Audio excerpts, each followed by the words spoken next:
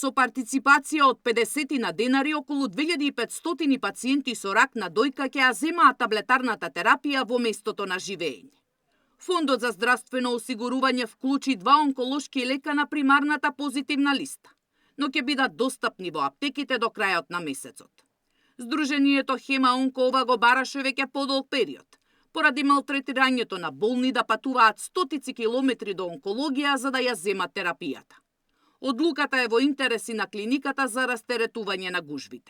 Само во 2020 има над 11.000 прегледи врз основа на издавање новија 2 лека.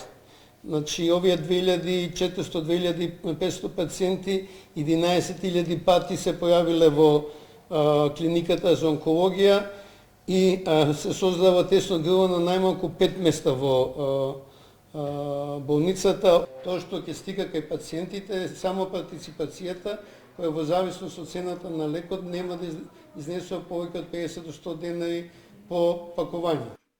За овие онколошки лекови немало потреба од големо пребарување за побарувачката, бидејќи е достапен само на онкологија. За најавите од пред неколку месеци дека на позитивната листа ќе се најде и терапија која спречува згручување на крвта. Од фондот со уверување дека и тоа ќе биде во текот на летото, но прво да анализираат колку пациенти ја користат. Употребата е многу поголема и ни беше потребно време да обезбедиме информации кои се количините кои во моментот се употребуваат во Македонија, дополнително на рефундациите што ги правиме за клексаните. Од фондот со уверување дека на онкологија нема недостаток на терапија како што се ширеле информации. Недостасуваат 2 генерички лека што ги немало кај дистрибутерите, но за нив имало замена. Сања Димитровска, Сител телевизија.